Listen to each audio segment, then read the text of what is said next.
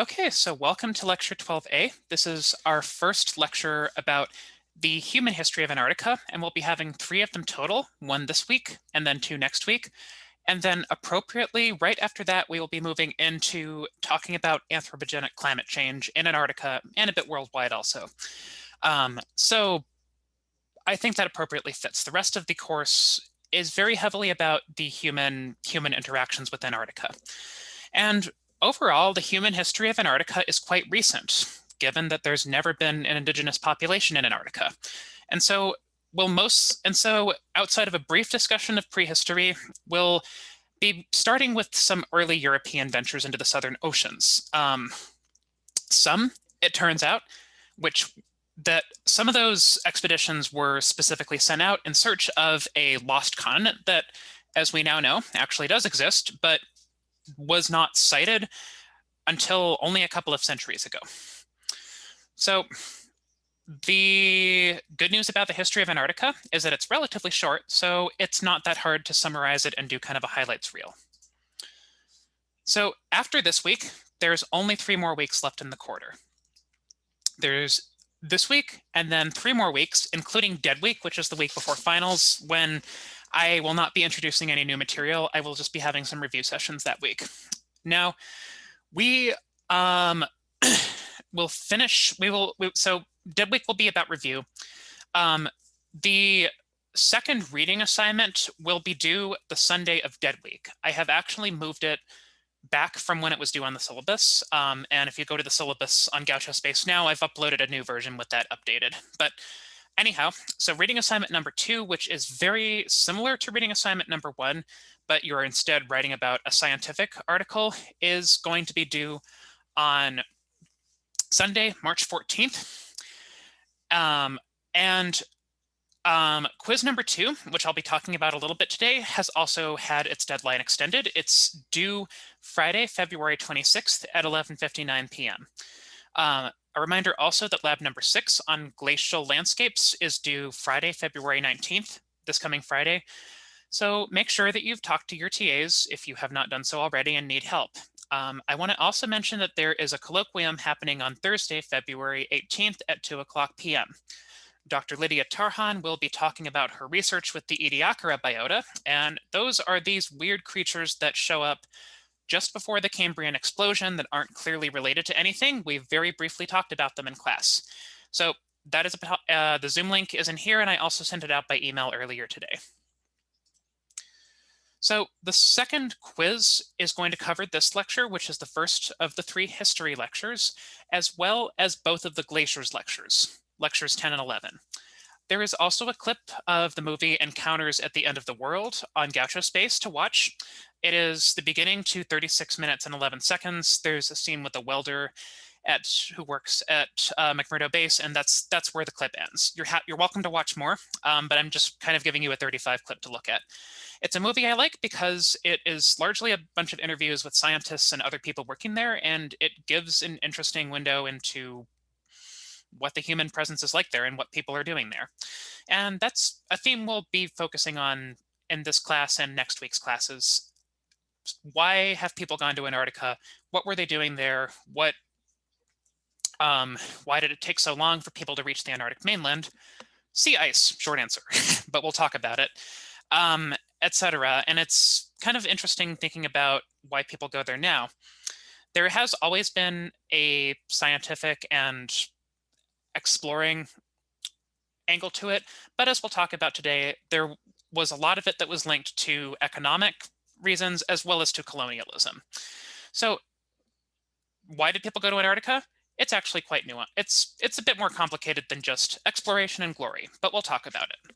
So anyhow, there is no pre-midterm material on the quiz. I do want to remind you to continue studying the pre-midterm material because the final will be cumulative, and one of the class times during Dead Week, I will do a review session of the pre-midterm material, actually. But not for this quiz. This quiz is only on lectures 10, 11, and 12. Watch the clip of Encounters. And it will not include lectures 13 or 14, which are coming out next week. And it will be 10 multiple choice and true or false questions that will be automatically graded. And then there will be 1, possibly 2 short answers that the TAs will grade. And you will have 30 minutes to take the quiz. You do not need to write a ton for the short answers. It's 2 or 3 sentences at most.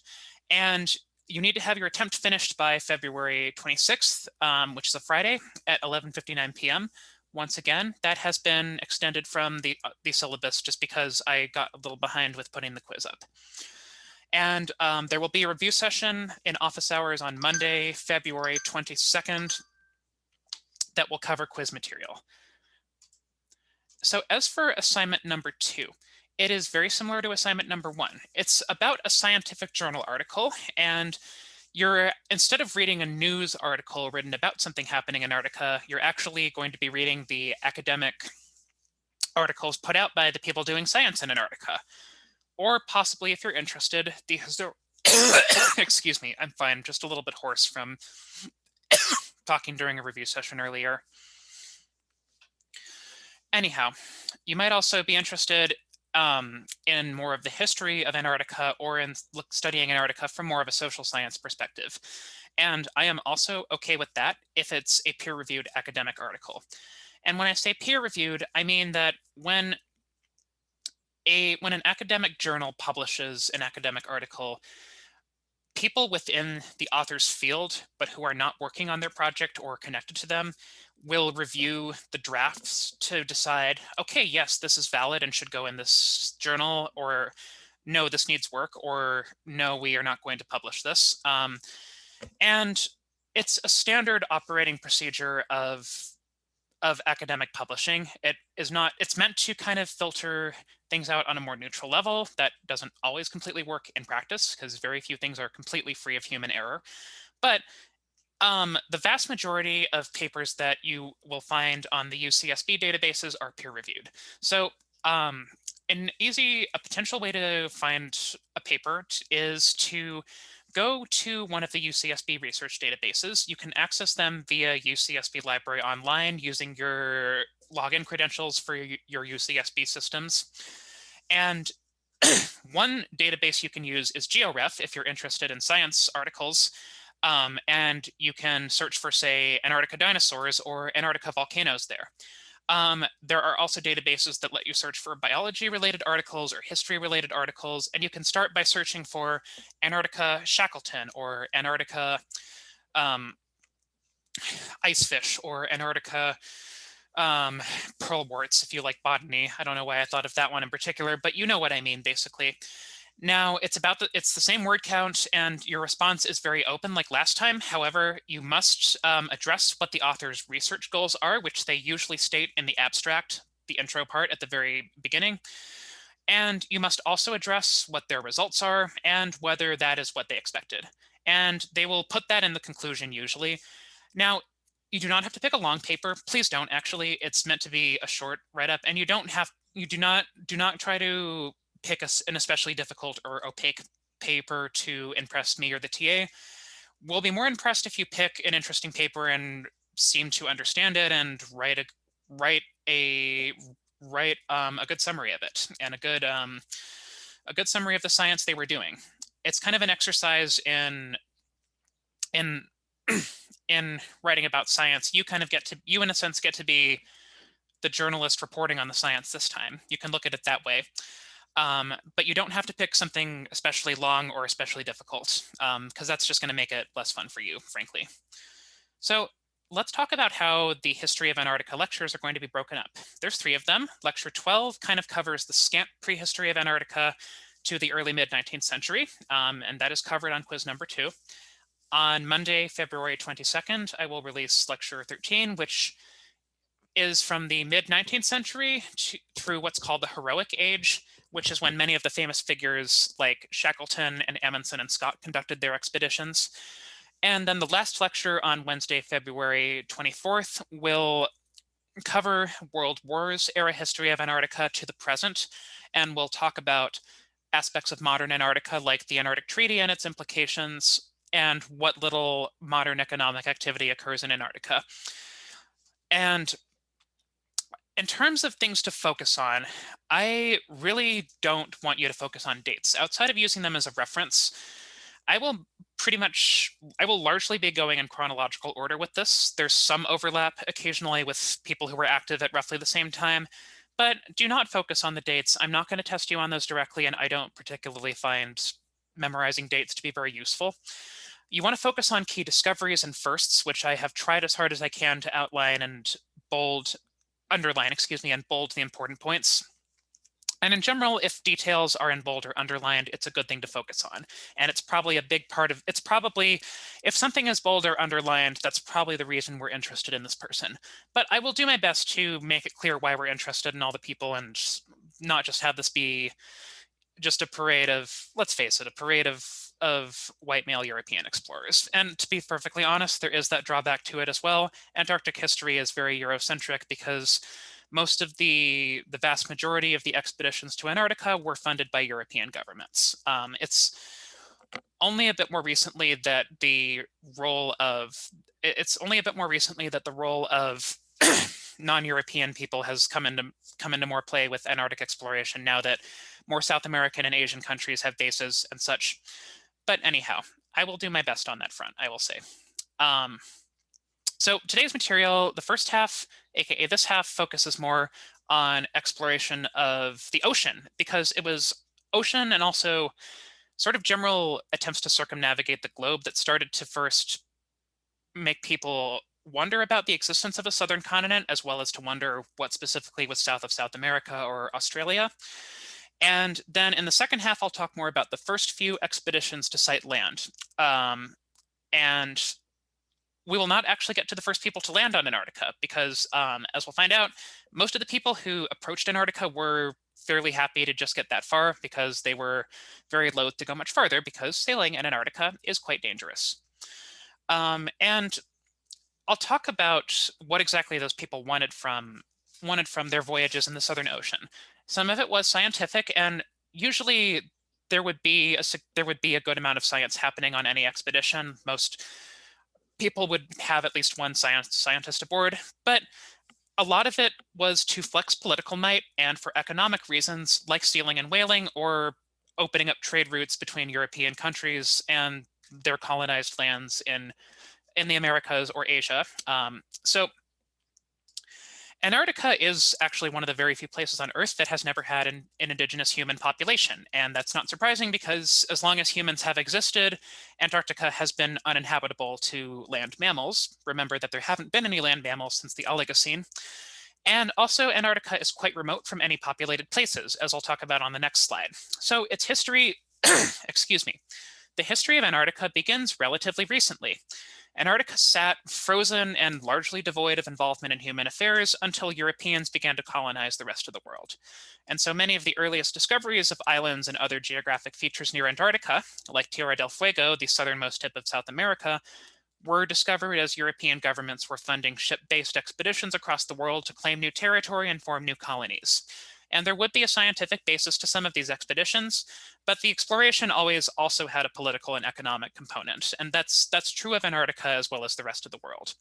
And I have some things on this slide to think about as we go through these lectures, as well as the lectures that we'll go over next week.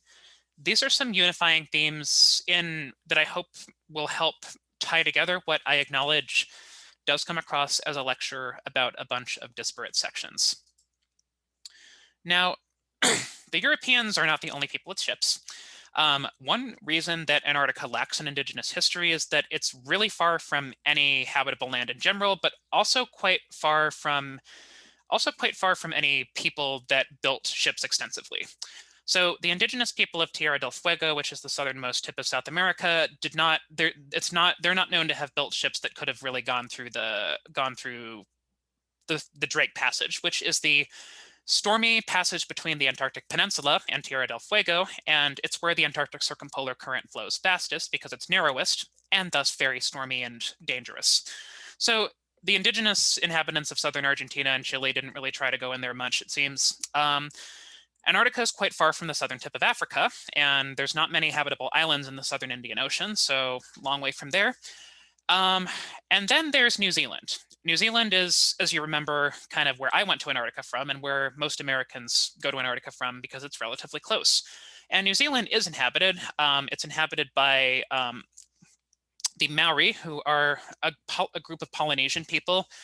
And the Polynesian people originally are from Southeastern Asia, but their population expanded to the east, possibly because of religious wars or overpopulation.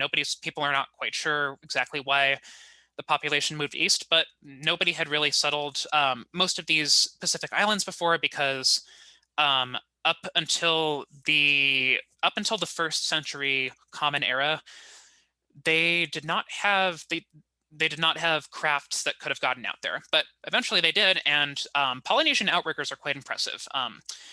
It's still kind of a mystery as to how they got to Hawaii, which is an extremely long distance from any other populated island and past the trade winds and very hard to get to. The Polynesian Triangle refers to the area populated by these people and the descendants of these people, so bounded by New Zealand and the Hawaiian Islands. And then Easter Island is actually the easternmost. Rapa Nui is or Rapa Nui. That is the easternmost Polynesian island, and there are still people living there. Actually, I think people often don't realize people often don't realize that the island with the heads and the moai, the people do still live there. So it's definitely possible that, especially with them reaching New Zealand, which, by the way, was among the very last places on Earth to be inhabited. The Maoris showed up in the mid 14th century, about. And it's possible that since they colonized the Chatham Islands to the west, they also reached some of the subantarctic islands between New Zealand and Antarctica. Because there are some oral traditions that indicate at least voyages south to some of these little islands between New Zealand and Antarctica that were big seabird colonies, but not really suitable for human habitation. And the Maori did not have a written language until the Roman alphabet was adapted. So basically, if they wandered close to Antarctica, we don't know. We don't have any real concrete evidence of it. And very few people came anywhere close to Antarctica for a long time. So even as we go through the first steps of European expeditions, even the first couple of European expeditions that get close to Antarctica aren't going to realize it's there. In fact, this whole first lecture, we're not going to see Antarctica, in a sense. Everyone in this lecture definitely played some role in seafaring being expanded and in exploration being expanded, but didn't actually see Antarctica itself. So we'll talk about Magellan a little bit, who you've probably at least heard of in passing. He's often cited as the first person to circumnavigate the globe, and yes, the crew of one of his ships did become the first known crew of people to do so. Magellan himself was killed mid-voyage, though, and only one of his ships actually made it all the way. It was quite a mess in terms of loss of property and life, quite frankly. I think, if I remember correctly, it was a few dozen people made it back, which is out of a couple hundred. So he was Portuguese, and he had tried to convince the Portuguese king to fund an expedition to find a faster route to the Spice Islands. And the Spice Islands are the Maluku Islands, which are part of Indonesia, and they were colonized because of the valuable spices there, and they subsequently drove off or enslaved the indigenous population to grow the spices, basically. And it took a long voyage from Europe around southern Africa and then over the Indian Ocean to get to the Spice Islands. And a lot of the efforts to explore in the 16th century were done to find faster routes to the Spice Islands. If you watched the whole clip of Frozen Planet, you might have heard David Attenborough refer to the Northwest Passage, and the Northwest Passage was people attempting to get around the Americas to the north of Canada, and hopefully finding a faster route to China and to the Spice Islands. Of course, the Arctic Ocean is frozen mostly, and so getting through it is a logistical nightmare unless you have a submarine or an ice-strengthened ship, which they did not back then. So anyway, Magellan ended up convincing the Spanish king, Charles I, to commission an expedition to find a westward route to the Maluku Islands, and he decided to attempt to go south, to go to southern South America. And remember that Columbus had landed in the Americas only in 1492, so it had been pretty recent that Europeans even were aware that the Americas and the people living on them existed. Nobody really believed the Viking stories about finding Newfoundland if they had heard them. So anyway, not much was known about, well, let me put it this way. The Europeans didn't have much of an idea of what was there.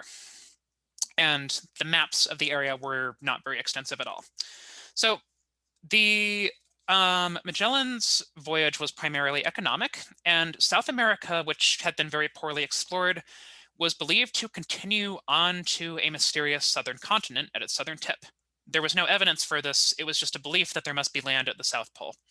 So in reality, the southern tip of South America is an island, Tierra del Fuego, and south of it is the Drake Passage, through which the Antarctic circumpolar current flows. Tierra del Fuego is an island. It is separated from mainland South America by the very narrow Straits of Magellan, which bear this dude's name. So the Straits of Magellan were how Magellan and his crew ended up getting into the Pacific Ocean. They were able to navigate the narrow channel and discover that there was a narrow passage from the Atlantic Ocean to the Pacific Ocean, if kind of a risky one that you have to take very slowly. And he continued to assume that Tierra del Fuego continued to go south to some continent. He didn't really try to go south. He wasn't in it to find Antarctica. He was trying to find a way to the Spice Islands. And other Europeans would continue to follow this route even after Tierra del Fuego was discovered to be an island, just because the waters are so rough south of it. And the maps from this voyage did definitely improve the cartographic understanding of the world, even if I'll show you what the maps looked like in a couple of slides. They look quite crude and out of proportion compared to today. So he accomplished his purpose, but the voyage was marked endlessly by conflicts with indigenous people, including in Tierra del Fuego, with the people who lived around the Straits of Magellan. And Magellan himself died in the Philippines or in an island that is now part of the Philippines, because some of the people were unsurprisingly unhappy with his attempts to convert them to Christianity and force them to supply his ship with food. And the one surviving ship eventually reached the Spice Islands a few years later and did eventually return to Europe, but not with Magellan. So yeah, don't try to convert people. Now, this is and this is basically his route. So he got close to Antarctica. He got as close to Antarctica as southern South America, but it put on people, the main thing it accomplished is it put on people's radar that it was possible to sail through South America, essentially. And that put people closer to Antarctica, and did begin to put more of this idea of a southern continent and searching for a southern continent on people's radar. So this is basically the world after Magellan. And you'll notice you have the rough shape of South America, you have Hispaniola and Cuba, you have North America, and then a bunch of stuff over here. And then I think you can see China and Japan. And then this is New Guinea, which is drawn much bigger than it actually is. And Australia had not been really mapped or discovered yet. So where Australia is now is, for one thing, kind of covered by the seal. And then also there's just this massive land drawn. So the proportions are way off because, as we'll find out, it was very hard to measure longitude at sea, and that really impeded making accurate maps for a long time. Now, if you look closely, you can see that the word Tierra del Fuego is connected to the southern landmass. So they still believed that the southernmost island at the bottom of South America was attached to this mysterious Terra Incognita Australis, which was the which was the hypothetical concept of this mysterious mythical continent full of riches south of the Southern Ocean that hadn't been discovered yet. And they kind of drew Australia, or where Australia would be, as being part of this. And the European explorers and their funding governments believed that there was indeed lots of land to the south, and the map makers would just kind of put what they want on here. And so a number of voyages were actually explicitly chartered to look for this southern continent. It was also referred to as Dalrymple's continent after one English writer, I think, who wrote at length on its supposed existence with not very much evidence, frankly. Now, I mentioned the Drake Passage, and this is who it is named after, another person who was an early explorer of the Southern Oceans. The second known crew of people to circumnavigate the globe was headed by Sir Francis Drake, the namesake for the Drake Passage. He passed through the Straits of Magellan in 1578, and he was in South America because he had been commissioned by the English crown as a privateer, which is basically a pirate for hire. So he had a letter from the crown that gave him permission to attack Spanish and Portuguese ships and attack their colonies and their indigenous subjects. And he did this all up and down what is now Latin America, and he is quite controversial for this reason, because he was knighted in the UK, and there's geographic features named after him. There's a fancy hotel in San Francisco named after him. But then he was wanted dead as an outlaw in Spain and Portugal, and he killed quite a few people. So perspective. So anyhow, he was not actually likely the first person to sail into the Drake Passage. However, he did make an important deduction that would turn out to be correct. He observed the wind and water patterns in the area of the South Atlantic around Tierra del Fuego, and he came to the conclusion that there was seawater and not a big mass of land down there, that there was a stormy Southern Ocean. And he wisely decided not to try to go into the Southern Ocean. He didn't try to go around Tierra del Fuego. At least we don't think he did very far. He didn't try to go down very far and find this stormy Southern Sea or some mysterious southern continent. So he was not able to confirm it for himself, most likely. But in 1616, two other Europeans, William Schouten and Jacob Lemaire, did actually confirm that such a channel existed, and the channel would be named after Sir Francis Drake. And the map in the upper right is one of the first to depict Tierra del Fuego as an island. And it's kind of just showing the general shape. It's much more dotted with fjords, little inlet channels than that. But people generally did not dare go into those too far. And to some extent, this was speculative. This was before it had been confirmed exactly what was south. It was just suggesting that it was an island and not a landmass, and not a continent, which it turned out to be. So as you can see, there's quite a long way from the southern tip of Tierra del Fuego to the Antarctic Peninsula, and this, again, is one of the stormiest parts of the Southern Ocean. And so speaking of storms and the unfortunate consequences of storms, another Englishman, John Davis, would be stranded on what are now known as the Falkland Islands during a storm in the Southern Ocean. So for many years, very few people tried to go into the Drake Passage. Sir John Davis did try to approach the passage. He was one of Queen Elizabeth I's main navigators, and previously he had been one of many people to search for the mythical Northwest Passage that supposedly would provide easy ship access between the North Atlantic and the Pacific. Again, you can sail through the Canadian archipelago. You just better have an icebreaker ship or be banking on global warming reducing the sea ice, but that's a whole nother tale. Anyhow, he and his crew became stranded on the Falkland Islands because of all the storms. They were not quite in the Drake Passage, but it's quite stormy around the Falkland Islands as well. Those islands have never had an indigenous population. Today, they're home to a couple of hundred United Kingdom citizens, and they have been the source of a territorial conflict between Argentina and the UK for years. They went to war over them in the 80s, and we will talk about that a little bit later. So Davis and his crew were forced to eat penguins living on the islands. Penguins are not very good, from what I've heard, but they proved to be a decent food source and plenty of fat and protein for Davis and his men. And they were able to repair their ship somewhat, and they left for home and took as many penguins as possible and stored them on the deck to keep them cold. That worked until they got to the tropics, where the meat spoiled, and that left them almost nothing to eat, and only 16 people actually made it back, including Davis himself. And tales like this might have increased people's lust for adventure, but it also pretty clearly indicated to people that this was a dangerous place and that you need to know what you're doing if you're going to wander anywhere near here. So for a long time, there weren't many other early ventures into the Southern Ocean. In 1739, quite a long ways after, a Frenchman named Jean-Baptiste Bouvet de Lossière discovered the island that's now known as Bouvet Island, which is owned by Norway now, and it is about equidistant between Antarctica and Africa. It is uninhabited and uninhabitable. It is almost entirely covered in an ice sheet. So he did not try to approach it or get on it. And then nobody saw it again for another 70 years or so, or landed on it until almost 90 years later.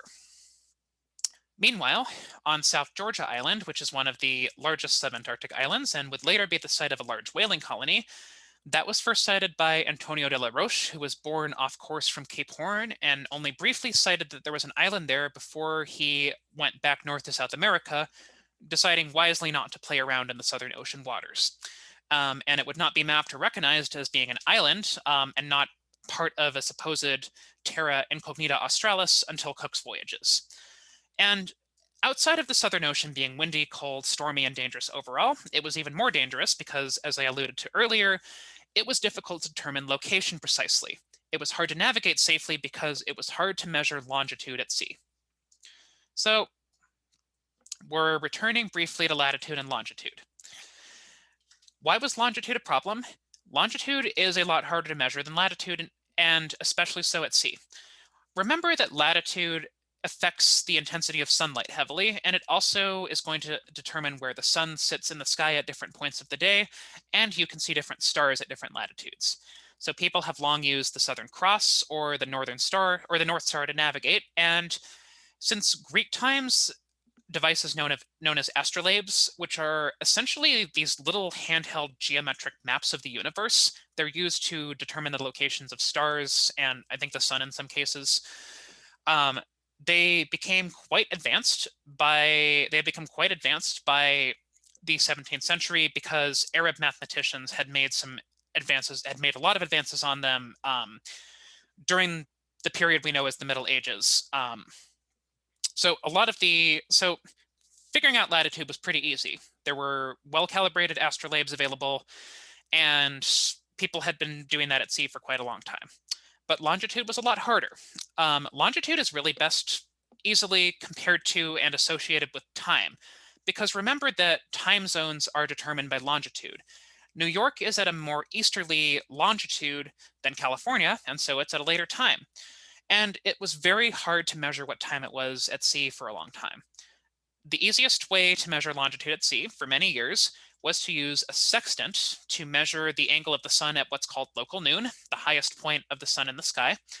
And you can then measure the time and subtract the recorded time from universal time coordinated and multiply the result 15 degrees for each hour's difference. So in other words, it's a doable calculation, but it was mainly doable if you knew the time accurately, and it was hard to develop a mechanical clock that could keep time accurately on a rolling ocean for a long time. So a breakthrough came in the form of an invention by John Harrison, and it's interesting, it was actually almost single-handedly invented by this one guy working on this throughout his life as his life's work. In 1735, John Harrison, he put out his first sea clock, or a marine chronometer, which could accurately keep time on the ocean under rough conditions, and it meant that time could be accurately measured and the calculation I mentioned could be done. So from the 18th century onward, it made it easier, the presence of the marine chronometer made it easier to measure time at sea and thus longitude at sea, and it made navigating much more safe and reduced the chance for loss of life. And it also allowed better maps to be made. So you'll see the maps get a lot less cartoony and wobbly and more similar to the proportions that we know the continents are today. So one of the first expeditions to carry a marine chronometer on board was that of Captain James Cook. And you have probably come across a number of sites named after Captain James Cook. For example, the Cook Islands in New Zealand. They're not in New Zealand proper, they're an external territory of New Zealand, but they're named after him, as are the Cook Straits between the New Zealand islands. And then there's a Captain Cook Hotel in Anchorage also because he went to Alaska. And he covered a very wide amount of territory on his voyages, mostly in the Pacific, which was still largely unexplored. There hadn't still been that many serious attempts to circumnavigate the globe, and a lot of what is now Australia and New Zealand was completely unknown to all of those outside of the people living there, that is. I apologize for that. So Captain James Cook was a captain in the British Royal Navy, and he became famous for his 3 separate voyages that mapped much of the world and would also open up much of them to colonization. He was the one who claimed who claimed Australia and New Zealand for the UK, even though the Maori and the Australian Aborigines were already living there and didn't really get a say in it, to put it mildly. But at the same time, scientists on his voyages recorded astronomical observations, collected specimens, and documented a lot of new animal species and geologic phenomena. So it did have a strong scientific component also, and that aspect of the voyages is still quite valuable. His second expedition was actually commissioned specifically to look for the mythical lost Terra Incognita Australis. He would not actually see Antarctica. He would get very, very close to it, but he would never quite see Antarctica. So his first voyage was the first trip that Europeans made to New Zealand, which would later serve as a base for his voyages to Antarctica. And his first voyage on the Endeavour was mainly commissioned to observe the transit of Venus, which is a rare event when the planet Venus is between Earth and Sun, and it can be directly observed. So the island of Tahiti, which in the South Pacific, it turned out was at a fantastic latitude for observing this. And so the voyage was planned around a lengthy stay in Tahiti with land claiming elsewhere and science along the way. So the voyage went along the east coast of South America to the island of Tahiti in the South Pacific, and then southwest to New Zealand, and then mapping the eastern coast of Australia. So he supposedly discovered both Australia and New Zealand and claimed them for the UK, ignoring the people already there. This trip came back with a lot of specimens and a lot of cool scientific findings. And this really ignited public interest. And there was also, it was the Enlightenment. There was a big drive to use scientific findings as a way to prop up, look how great my nation is. And that was extremely appealing at the time. The sheer number of specimens and discoveries that came back from this voyage were fodder for that. And so very soon a second trip was commissioned. And the second trip was commissioned to look for specimens and study science, but it was specifically to look for the mythical southern continent.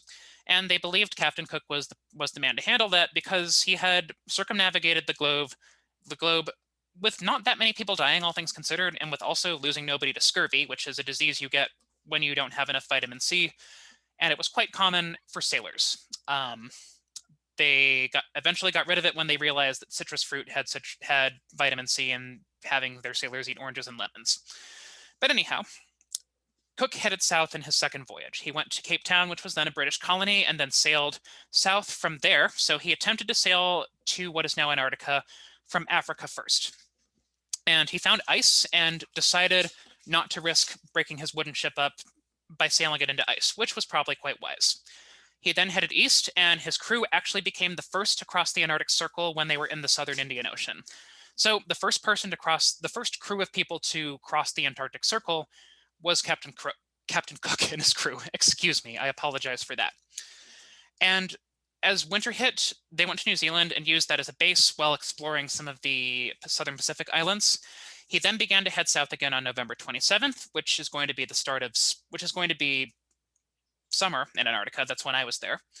And he hit ice again. He tentatively continued to head south until conditions proved too difficult. So this was south-ish of New Zealand. He went back to New Zealand and then wintered again and decided to make one final attempt. He decided to go back to Cape Horn, to Tierra del Fuego, and head south from there. And he discovered some of the sub-Antarctic islands, like South Georgia and the South Sandwich Islands, and mapped them. This is Cook's map this is based on Cook's maps of South Georgia. He mistakenly assumed that this island was the northernmost part of Terra Incognita Australis, and upon reaching its southern end and discovering that it was just a rather large island, he named it Cape Disappointment in his frustration, which I've always found kind of amusing. So Captain Cook never actually saw the Antarctic mainland. He crossed the Antarctic Circle several times and mapped a number of the islands surrounding, but never actually found that there was a continent there itself. You can see he got quite close, though. On this map, Cook's map is marked in green, and you can see how close he actually got on 3 separate occasions. He just had no way to get through the ice, and the visibility in Antarctica is going to be terrible, and he had no desire to slaughter his crew by forcing them on a suicide mission. And that's the thing with Antarctica. There's a risk that you will die if you go there. It's been lessened much more so in the 20th and 21st centuries, but it's not a place suitable for human habitation, and many of the early expeditions simply had to turn back because you really do need specialized equipment to be there. A theme throughout the heroic age part of this unit will be how there was kind of a lot of sort of improvisation for how to best adapt to Antarctica. Like they'd use cars, horses, and a lot of that didn't work, and a lot of it ended up being dependent on specialized equipment like icebreaker ships.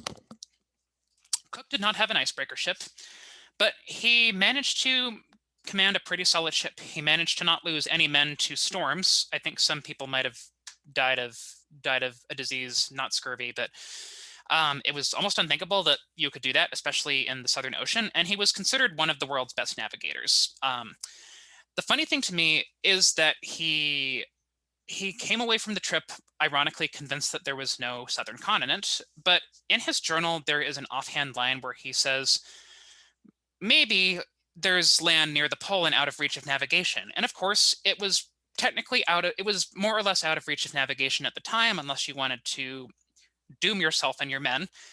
But soon enough, people would be able to actually venture a bit farther south and discover that there was a continent there. So he was onto something, just he didn't quite get to Antarctica itself, and came away more or less convinced that there was no vast continent that was worth exploring anymore.